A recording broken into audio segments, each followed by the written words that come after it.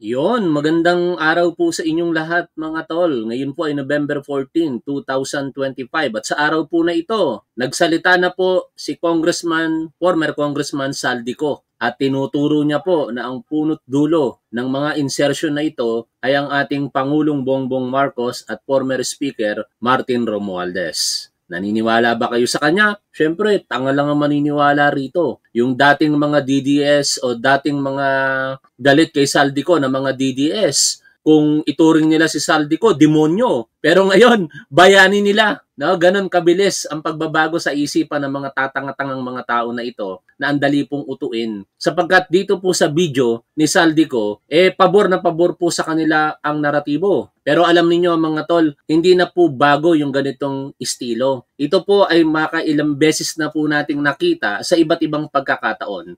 Kung natatandaan po ninyo ang pagpatay kay Percy Lapid, ang itinurong mastermind po dito ay si Gerald Bantag. Kampon ito ng mga Duterte at suportado ng mga Duterte supporters. Ano ang ginawa nila? Binaligtad nila ang sitwasyon sa kanilang mga naratibo, pinalalabas nila na ang mastermind daw sa pagpatay kay Percy Lapid ay si Boying Remulla, hindi si Gerald Bantag. Isang puntos yan.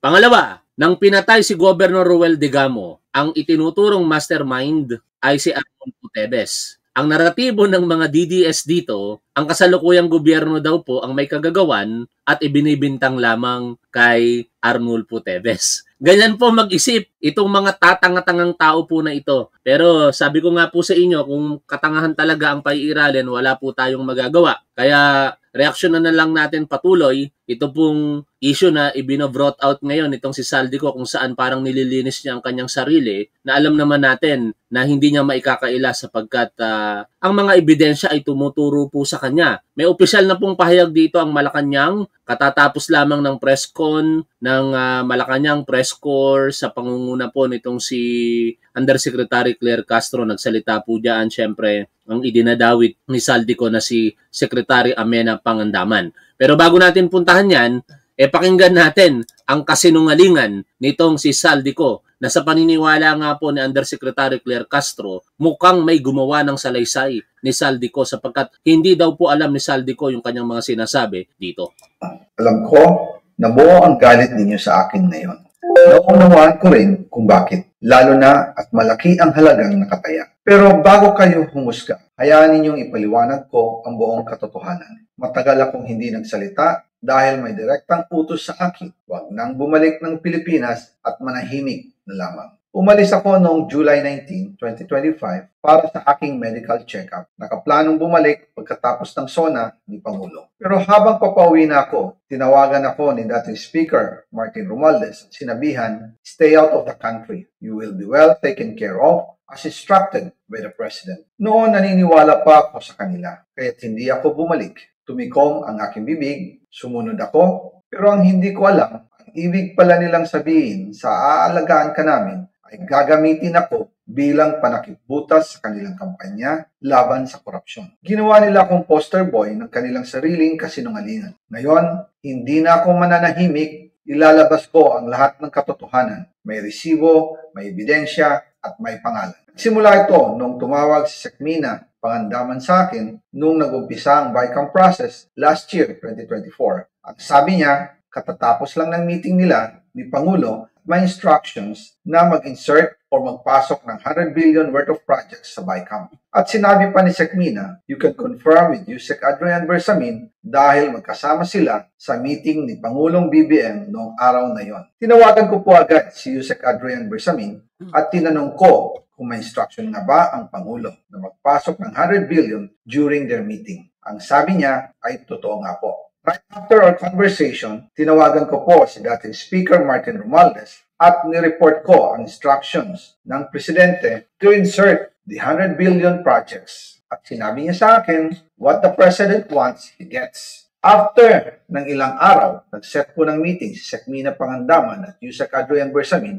sa amin ni dating Speaker Martin Romualdez sa Aguado Building in front of Gate 4 ng Malacanang at nandoon din po si Yusek Jojo Cadiz. During the meeting, binigay po ni Yusek Adrian Bersamin ang listahan na worth 100 billion. Tinanong ko po si Yusek Adrian kung saan galing ang listahan. Ang sagot niya, galing kay PBBM mismo at binigay niya ito mula sa brown leather bag. Nung sinabi po ni Yusek Adrian Bersamin, yung brown leather bag, naalala ko noong nasa Singapore kami right after the elections, May 2022, sa Hilton Hotel, kami ni dating Speaker Martin and PBBM habang pauwi at pabalik ng Pilipinas, hinabol ng PSG ang brown leather bag at ang sabi ni PBBM, maiwan na lahat, wag lang ang brown leather bag. Kaya naniwala ko na utos talaga ito ng Pangulo. Pagkatapos ng ilang araw, pa-inform sina dating Speaker Martin Romualdez, Sekmina Pangandaman, Yusek Adrian Bersamin, and Yusek Jojo Cadiz na kung pwede 50 billion lang ang ipasok sa program funds dahil sobra ang DPWH funds versus sa DepEd. In practice, hindi pwede na mas malaki ang budget ng DPWH kaysa edukasyon. And yung balance na 50 billion, ilagay na lang sa program funds for the 2025 budget dahil Office of the President din ang nagre-release ng lahat ng unprogrammed funds. Pagkatapos ng isang araw, tinawagan ako ni Sekmina at sinabi ang mensahe ng Pangulo, ipasok ninyo yan dahil pinangako na sa akin ni Speaker Martin yan at hindi na pwedeng baguhin. Kumbaga, ang utos ng hari hindi pwedeng mabali. Again, I informed the Speaker and asked clearance about the instructions ng Pangulo. At ang sabi niya, wala tayong magagawa. Kaya po nagtataka ako kung bakit sinasabi ni Pangulo na hindi niya makilala ang budget. Samantalang lahat na binawas at dinagdag sa mga ahensya ng gobyerno ay humihingi ng approval sa kanya si Sekmina Pangandaman para sa bawat Pilipino. Itong timing ng paglabas ni Saldico, para talagang ang layunin nito, ilahok sa paparating na rally ng Iglesia ni Cristo sa November 16, 17, and 18. Kaya dito makikita natin na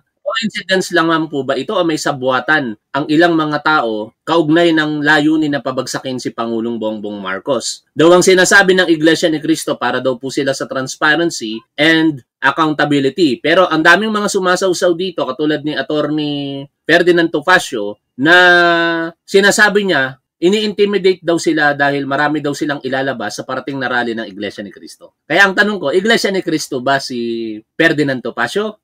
Anyways, yan naman ay katanungan lang natin na di naman natin alam talaga kung ano ang maaaring mangyari sa Sunday. Ngunit sa mga nakikita natin, katulad po ng video na ito, may part pa. Part 1 po ito eh. Yung part 2 baka bukas ilabas, o kaya yung part 3 baka sa Sunday kasabay ng rally ng Iglesia ni Cristo sa Lunes o kaya sa Martes. Pero ito lang ang katiyakan natin dito mga tol. At ako'y naniniwala sa kasabihan na ang kasamaan ay hindi magtatagumpay sa kabutihan. Kahit anong gawin ng mga grupo na ito na mga nagnanais pabagsakin si Pangulong Bongbong Marcos, hindi kayo magtatagumpay. Kahit gamitin ninyo ang anumang grupo, relihiyon o kung sino-sino pang mga individual, hindi kayo magtatagumpay sapagkat naniniwala po ang mas maraming mga Pilipino na tama ang tinatahak na landas ni Pangulong Bongbong Marcos. Logic will tell us na ang mga sinasabi dito nitong si Saldico ay puro kasinungalingan. Unang-una, bakit naman ang isang tao sa katauhan ni Pangulo na kung siya talaga ay may kasalanan,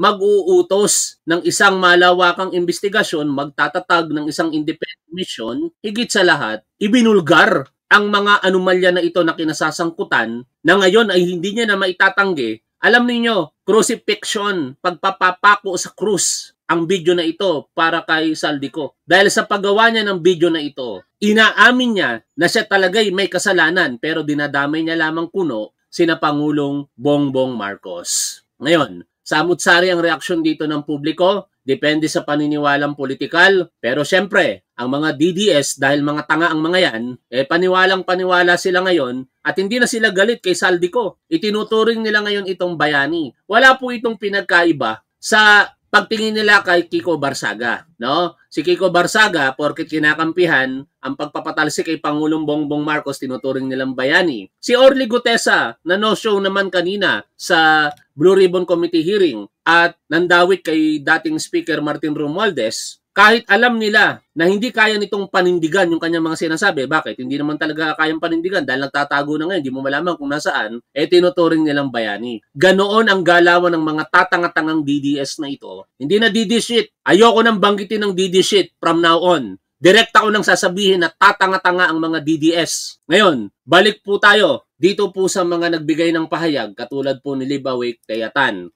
At sana, kung hindi tanga ang mga DDS na ito, mauunawaan nila na napakasimple lamang ang lohika na dapat ginagamit dito.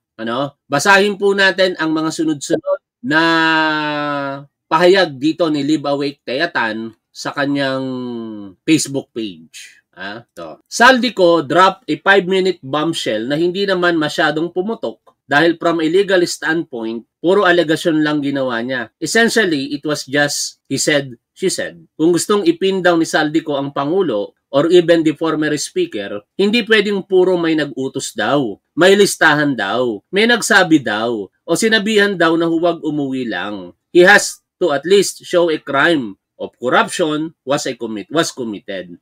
Nasaan ang paper trail? Nasaan ang BICAM amendment sheets, DBM transmittals, SARO, NCA, releases, project, IDs, contractor awards, bidding results? Sino ang proponent ng mga projects na to? Magkano ang kickback ng proponent? Sino ang kakutsyabang DPWH officials at district engineers? Sino mga contractors ang nanalo sa bidding at magkano ang binigay ng contractors sa proponent at iba pang DPWH officials? Diba contractors ang nagbibigay ng kickbacks? Yung mga insertion sa listahan niya, mga ghost projects ba to or substandard projects? Diba corruption happens during the implementation of the projects and not during the insertions? Dapat kasi yun ang ipakita niya paano ninakaw ang pondo during the implementation of the projects, like sino ang tumanggap ng kickbacks, SOPs, commissions, etc. At singit ko lang ito. Sa mga naging pahayag ni dating Undersecretary Roberto Bernardo kanina sa Blue Ribbon Committee hearing, napakarami niya pong pinangalanan ng mga personalidad na sinasabing nangumisyon sa mga proyekto ng DPWH. Dapat may mga ganong detalyadong pahayag, kaakibat ng mga ebidensya itong si Saldico. Pero for now, wala. Ituloy po natin. Paano magkakakaso kung wala ang mga ganitong information? Ganyan ang standard sa pag-iimbestiga ng corruption cases laban sa senators, congressmen, DPWH officials at contractors, di ba? You show documentation, corroboration of statements, and present multiple witnesses. Hindi yung part 1 pa lang, nagbubunyi na ang mga, akin po ito, tatanga-tangang DDS na may solid evidence daw si Saldico, bubulangs. So far, ang napatunayan lang ni Saldico ay may communication siya with DBM. But we need to hear from DBM about this kung totoo ang sinasabi niya. Hindi pwedeng one-sided lang. At dahil dyan, pakinggan po natin ang naging press conference ng Malacanang kanina. At dito nagsalita nga po si Secretary Program sa Kongreso. At ayon din tayo. Yes. These wild accusations are completely without basis in fact. All the charges leveled against the president are pure hearsay. Let us not forget President Marcos Jr. himself exposed. Okay mga tol, why DD shits ay hindi ko na masyadong ginagamit ngayon. Dinedeklara ko ang total na laban sa lahat ng mga DDS, regardless kung sino sila. Mga tatanga-tanga kayo, no? Kung ang turing ninyo sa ating Pangulong Bongbong Marcos, bangag, dahil po yan sa katangahan nyo, lahat kayong mga DDS.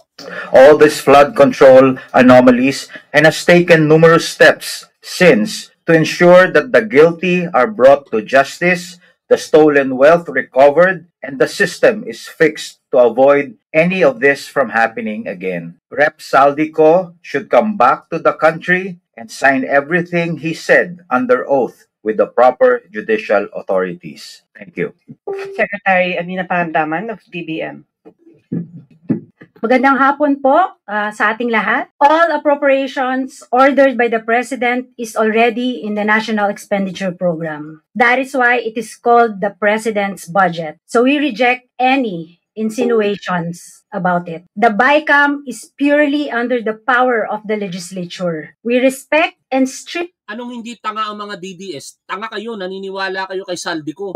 napakalaking sinungaling. Kaya huwag nyo ng pangaturianan. Alam nyo ang katangahan, ganito kasimple yan. Ang pagmumura, PI. Ang tanga, hindi yan pagmumura. Ang tanga ay fact. Bakit? Simpleng paliwanag. Niloloko ka ng isang tao. Pero dahil mahal mo yung tao, patuloy ka nagpapaloko sa kanya. Katangahan yun. At ganon kayong mga DDS. Strictly follow the budget process and all our actions are above board. Kung maaalala nyo po, ang proseso ng budget, ginagawa po ng executive ng 6 na buwan ang ating President's Budget and National Expenditure Program. Ayon sa Constitution, we have 30 days after the State of the Nation Address para isubmit ang National Expenditure Program sa Kongreso. At ayon din sa Constitution, pagkatapos natin masubmit po ang budget sa Kongreso, magkakaroon po tayo ng briefing. Galit ako dahil ang tatangan nyo, mga DDS. Hindi, mataas ang boses ko. Di naman kayo sanay sa akin. Anak ng teteng, ang tagal-tagal lang nanonood dito, pati itong mga basher ko. Hindi pa rin kayo masanay sa akin. Ganito talaga ako kapag ako'y passionate na nagsasalita sa harapan ng publiko. At dahil hindi ko talaga matake ang katangahan ng mga DDS, kaya ganito ako magsalita. Things, di po ba? So ginawa din po yan ng executive para ma-explica po kung ano ang laman ng President's Budget at ng National Expenditure Program. Pagkatapos po nun, magde-deliberate na po sila. Wala na pong role ang Office of the President, ang executive sa BICAM. Yun lang po. Maraming salamat po. Thank you, Secretary Dave Gomez of Secretary Anina Pangandaman. We now have Undersecretary Claire Caso, the Paras Press Officer. Magandang araw, Malacanang Press Corps. Katatapos lang mag-ulat ng Pangulo kahapon ng mga nagawa upang mapanagot ang lahat ng sangkot. Sa loob lamang ng 3 buwan matapos ibunyag ni Pangulong Ferdinand R. Marcos Jr. ang mga irregularidad sa mga maanumalyang flood control projects ng bansa. Idagdag pa natin ito. Idagdag pa natin ito. Kung hindi ba namang katangahan, tinatawag ko na kayong mga tanga DDS, nanonood pa kayo sa akin? Ang katangahan nyo talaga niyan. Di ba mga tol? Tinatawag ko ng mga tanga tong mga DDS na to, nood pa rin ang nood sa akin. Di ang tatanga ninyo. Marami na ang mga lumutang na personalidad at ang kanilang mga di umanong kinalaman dito. Kabilang narito ang dating kongresistang si Zaldico. Ang pagkakasangkot ng pangalan ni Zaldico ay bunga ng mga ebidensya, mga testimonya, at mga di umanong pagpapayaman niya na makikita sa mga ari-ariang naipundar nila. Dahil lumiliit na ang mundo ni Zaldico, kailangan niyang umiwas at iiwas ang sarili at Kayo naman mga tol, ang tagal-tagal nyo lang nanonood sa akin. Ganito talaga ako magsalita. Medyo gumaling na ako ngayon. Anak ng teteng na yan. Di ba? Pag ako'y nagsasalita at sabi ko nga sa inyo, talagang umaalab yung aking damdamin para ipagtanggol ang ating mahal na Pangulong Bongbong Marcos. Ganito ako magsalita. Pero, hindi ko maiwasang matawa ngayon. Kasi, ayaw aminin ng mga DDS na ito na tanga sila, patuloy pa rin silang nanonood kay Top 1. Anak ng teteng na yan. Alam ninyo, kapag kayo'y sinasabihan ng tanga at patuloy kayong nanonood sa nagsasalita ng tanga sa inyo, isang malaking katangahan po yun. nindat kahit walang katibayan at laway lang ang puhunan. Para masagip ang sarili sa paratang ng pagnanakaw sa kaban ng bayan at mapalitaw na siya ang biktima, siya ay magtatahi ng maling kwento laban sa ibang tao. Magtatahi ng maling kwento. Walang pinagkaiba to doon kay Pusit Sa bagay, si Pusit kasi ang dali niyang utuin yung mga tatanga-tangang DDS, no? Ang akusasyon kay Pusit, confidential funds. Huwag niyong kakalimutan yon mga tol, ha? Nalilihis tayo kahit paano sa ating atensyon. Kailangan natin tutukan sama-sama ang laban sa korupsyon katulad ng ginagawa ng ating Pangulong Bongbong Marcos. Pero hindi natin dapat kalimutan na meron tayong Vice Presidente na binansagang pusit ni dating kongresista Franz Castro. At kitang-kita din naman natin kung paano ito naging itok-itok na humaharap sa kontrobersiya ng korupsyon. Ang nagtataka lamang ako mga tol, bakit ang Iglesia ni Cristo, sinasabi nila na for transparency and accountability sila, isingit natin ito, no? Sinabi nila na sila ay for transparency and accountability. In fact, binalita pa nila ito sa kanilang istasyon. Ito, sabi po dito, hindi para mamulitika kung hindi manawagan. Rally for Transparency and a Better Democracy. Layunin ng mga miyembro ng Iglesia ni Cristo na pakinggan ang tinig at damdamin ng bawat mamamayang Pilipino na panagutin ang lahat ng tiwaling opisyal na bumulsa ng bilyong-bilyong halaga mula sa mga maanumalyang proyekto ng flood control at iba pang infrastruktura. Habang namumuhay sa karangyaan ng mga kurap, ang taong bayan ang nalulunod sa kahirapan. Panahon na para tuldukan ang kasakiman at kasamaan. Makiisa sa Rally for Transparency and Better Democracy sa darating na November 16 to 18. Kayo na lamang, wag nyo na kaming yayain pa. Kayo na lamang na mga miyembro ng Iglesia ni Cristo ang magsama-sama dyan. Pero para makumbinsin nyo kasi kami na paniwalaan kayo, dapat ipanawagan nyo na matuloy ang impeachment kay Sara Duterte dahil siya'y binabatuhan ng samot-saring akusasyon ng korupsyon, irregularidad sa kanyang panunungkulan bilang vice-presidente. Pero ano ang ginawa ninyo? Nagrally kayo noong January at pinoprotektahan nyo si Sara Duterte. Ayaw nyo mang aminin pero yun ang tinumbok ng inyong resulta ng rally noong January. Ayaw nyong ma-impeach si Sara Duterte. Bakit? Ayaw nyong malaman kung ano ba ang katotohanan? Kasi kung talagang kayo'y para sa pananagutan at katotohanan, dapat sama-sama tayong pumayag. Ituloy ang impeachment. Para kung walang kasalanan si Sara Duterte, susuportahan ko siyang muli. Ganun lang kasimple yun.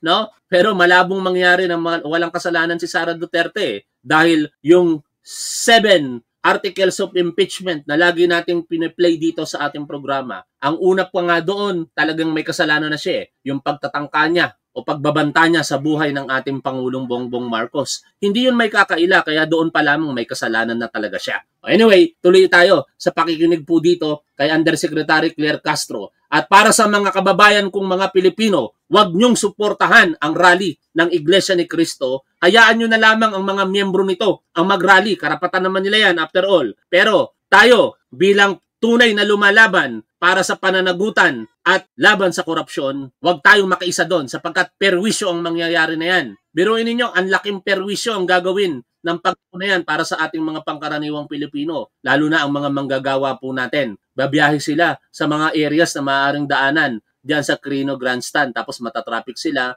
maaabala sila. Hindi na naawa. Anong oras papasok, anong oras makakauwi? Wala tayong magagawa. Yun yung gusto ng kanilang pamumuno Kasi alam niyo, ang daming mga discontented na mga miyembro ng Iglesia ni Cristo sa ngayon na nagpapahayag ng kanilang mga pribadong mensahe. Hindi ko na po ilalabas kung sino-sino sila, pero hindi lang sila makapagsalita sa harapan ng publiko dahil alam mo naman, kapag nagsalita sila, baka pagtiwalag ang mangyari sa kanila. It's up to you, no? Ganun lang naman kasimple yun Kung paninindigan ninyo ang nararapat o paninindigan ninyo ang paniniwala ninyo sa inyong pananampalataya. Kayo po ang pumili diyan. Desisyon niyo 'yan at wala kaming magagawa diyan. Pero sa amin na hindi niyo kaanib sa inyong relihiyon, hindi niyo po kami makukumbinse hangga't hindi kayo nakikiisa sa walang sinisinong panawagan para sa accountability at transparency na sinasabi po ninyo. Magtuturo ng iba, puwera ang sarili niya. Kahit na ang ari-arian niya at ng kanyang pamilya ay nagsusumigaw ng ebidensya laban sa kanya. Ang kanyang naging pahayag, mas nagbunga pa ito ng maraming katanungan, imbes na sagutin ang kanyang papel dito sa sinasabing anomalya. Lahat ng mga sinasabi ni Zaldico ay pawang mga imbento lamang, walang basihan, walang ebidensya. Umuwi muna siya sa Pilipinas at tumpaan ang kanyang mga sinabi at harapin ang mga demanda o kaso laban sa kanya. Pakatandaan natin, nagsimula ito sa sinabi ng Pangulo sa kanyang Zona 2025. Mahiya naman kayo. Bakit niya pasisimulan ang malalimang pag-iimbestiga? Mag-establish ng ICI, Independent Commission to investigate the anomalous flood control projects and other infrastructure. Kung ang Pangulo ay may kinalaman dito. Logic! Hindi ba dapat na iiwas? Ito yung simula't simula pa lamang no? Dapat pagkarinig mo pa lamang sa mga pahayag ni Zaldico, naisip mo na kagad yung lohika na yan. Sino naman ang tangang tao, no? Iahayag mo sa SONA. Mahiya naman kayo. Tapos bumuo ka kagad ng isang team mo na gumawa ng mga pag-iimbestiga at ipinablish mo kagad kung sino-sino ang mga kontraktor, ang mga kontrata na nakuha nila sa gobyerno for just 2 weeks pa lamang. And eventually, binuo mo ang Independent Commission. Tapos ikaw pala mismo sangkot. Ano yun? Para kang kumuha ng lubid at itinali mo sa liig mo at nagpakamatay ka. No, katangahan po yun. Kaya pagka naniwala ka, katulad ng mga DDS ngayon na turing nila bayani dito kay Saldico, tanga talaga yung mga yan. Sa niya ang issue nito kung siya mismo ang mapapasok. Ang investigasyon na sinimula ng Pangulo ay unti-unti nang nagbubunga. Malinaw na ang mga pangyayari. Papalapit na ng papalapit tayo sa katotohanan. Kaya't pinipilit ilihis upang makaiwas ang mga tunay na may sala sa katarungan. At handa na po akong tugunan ang inyong mga katanungan.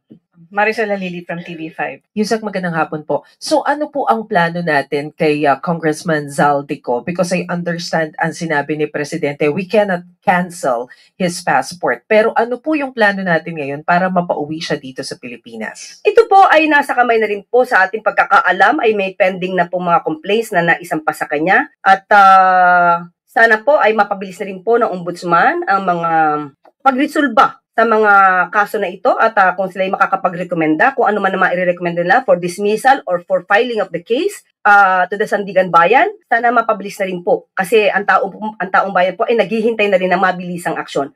Hindi po siya mapapauwi sa ngayon dahil ang naaayon po sa batas, ang hindi pa po nakakasuhan at tinuturing na pugante dahil wala pa pong warrant of arrest na nai-issue ang court o kaya siya naman ay hindi pa naman convicted at siya'y tumakas. At hindi natin masasabi na yung kanyang passport ay naisagawa at nai-issue ng through a fraudulent act. So, wala po pa kasi basehan para mag-file ng petition or application for cancellation of passports ni Zaldico and DOJ at malamang po madismiss po ito. Ito isa pa, kung gaano katanga itong mga DDS na ito. Alam niyo pinagdidiwang nila yung pahayag ni Zaldico. Assuming for the sake of arguments, dahil tanga kayo. Ipagpalagay natin, for the sake of arguments, na si Zaldico, itinuturo niya si Pangulo at guilty si Pangulo. For the sake of arguments lang to. Dahil tanga tong mga DD-sheets na to o DDS na to. Hindi niyo ba alam na hindi pwedeng kasuhan si Pangulo? Kahit mag-commit siya ng kung anumang krimen, hindi siya pwedeng kasuhan. Meron siyang immunity from suit as president of the country. Hindi niyo ba naiisip yon? Tanga lang talaga kayo eh. For the sake of arguments lang tong sinasabi ko Ngayon, hindi naman kaso ang habol namin eh. Habol namin magalit ang taong bayan at mapabagsak si Pangulo at iupo si Sara Duterte. Libre mangarap, yan lang ang masasabi ko sa inyo. Kung sinasabi ninyong malapit nang matapos si Pangulo, nakaupo siya. Ako pa ba mag-aalala? Nakaupo si Pangulo. Ang tanong, ang mga Duterte, si Rodrigo Duterte malapit nang matapos. Malamang hindi na makakauwi ng buhay dito sa Pilipinas. Si Sara Duterte, 85 days na lamang ang binibilang natin. Muling may impeach. Matingin ko, wala nang poprotekta sa kanya. Even sa Senado. Sino ngayon ang malapit nang matapos? Ng korte kung hindi po bibigyan ng basihan sa pagkakansela ng passport. Meron po kasing mga opinion like that of Senator J.V. Ejercito na once na considered as a national security threat, pwede naman na pauwiin at kanselahin yung pasaporte kahit na wala pang direktang kaso. Do you consider him as a threat or at least ang kaso po na ipapataw sa kanya or malamang na maisa pa sa kanya ay patungkol lamang po sa graft and corruption, maybe plunder, hindi po natin alam kung ano magiging kaso dito. But hindi po ito sa ating palagay ay makukonsidera na issue about national security. So yun po. Sunod na tanong mula kay Raquel Bayan, Radyo Pilipinas. Yes, good afternoon. Isa po din sa mga accusation ni Zaldico, si Pangulong Marcos umano po, yung nag-utos ng 100 billion peso insertion, na karating na po kaya ito kay Pangulong Marcos. What was his reaction po? Opo, at ang updated naman po ang ating Pangulo at katulad naman po sinabi ni Secretary Mina, hindi po obligasyon at wala pong papel ang Pangulo sa sinasabing insertion. Sabi nga po nila, kung ang Pangulo, ayon na rin kay sa sinabi ni Zaldico, ay hari daw. Bakit po kaya sa insertion pa ilalagay 100 billion pesos kung pwede naman po itong isama mismo sa NEP? So doon po ay katakataka at alam natin na mukhang may gumawa ng kanyang salaysay. At mukhang hindi niya naiintindihan ang kanyang mga sinasabi ron. Sunod na tanong mula kay Ivan Mayrina, GMA News. Hindi niya naiintindihan ang kanyang mga sinasabi. Bakit mga tol? Biruin mo naman. Sasabihin mo na ang ating Pangulo ang nag-utos na mag-insert. Sa BICAM pa. Alam niyo kung gusto talaga ni Pangulong Bongbong Marcos yung mga irregularidad na yan, hindi niya na idadaan sa BICAM. Ididirekta niya na kagad dyan sa National Expenditure Program. Talaga nga naman, Pero dahil nga tatanga-tanga tong mga DDS na ito at naniniwala, wala tayong magagawa. Basahin natin ang isa sa panulat muli ni Thea Tan. PBBM signs 2025 budget, vetoes 194 billion projects. May mga magnanakaw bang nagbibito ng line item sa budget? For fiscal year 2025, President Bongbong Marcos exercised his line item veto power under the Constitution and removed approximately 194 billion pesos from the General Appropriations Act. This consisted of 26 billion pesos in public works projects and 168.24 billion pesos in unprogrammed appropriations. Kung totoo ang mga sinasabi ni Saldico na may 100 billion pesos insertions na inutos ang Pangulo, bakit kailangan pang ibito ni PBBM ang mas malaking halagang 194 billion pesos? Kung ang insinuations ni Saldico ay kurap ang Pangulo, bakit hindi na lang niya pinirmahan ang budget at kumuha ng kickbacks sa mga contractors? Take note that insertions or amendments are not by themselves evidence of corruption. These insertions are often legitimate budget adjustments requested by legislators to address urgent local needs like infrastructure, schools, health centers, and other community projects. At tandaan, sa oras na ipinasa ng Kongreso ang General Appropriations Bill, may 30 days lang ang Pangulo para suriin at pirmahan ito. Imposible na mahihimay pa niya isa-isa ang libo-libong line item sa GAB within 30 days. Still, nakita pa rin niya na may dapat palang ibito dahil dito nakatipid ang taong bayan ng 194 billion pesos. Ang veto power ng presidente ay hindi kapritso. Kaya nagtataka talaga ako sa mga tatanga-tangang mga DD sheets na to o DDS Ito ay constitutional safeguard laban sa overspending, redundancy, anomalya at potential corruption. Ang alegasyon ni Saldico, 100 billion pesos inutos daw na i-insert ni Pangulong Bongbong Marcos. 194 billion nga, binito niya Anong katangahan yan, Saldico? Kaya malamang sa malamang, yung sinabi niya ay hindi niya po ginawa kung hindi gawa ng iba ang salaysay po na kanyang binabasa. At para sa mga DDS na naniniwala dito, mga tanga po kayo. Microphone, please. Hi, Yusek. Kaugnay sa tanong ni... Anyway, so much for that. Marahil ay maraming beses ko nang nabanggit na tanga ang mga DDS. At for the last time, uulitin ko lamang, mga tanga kayong mga DDS. Naniniwala kayo rito kay Saldico. No? Tinatanga na kayo, nagpapakatanga pa kayo. Ganito na lamang, shoutout po sa inyong lahat. Lagi po nating tandaan kung ano ang tama at dapat, doon po tayo. Keep safe, see you always. Bye for now mga tol.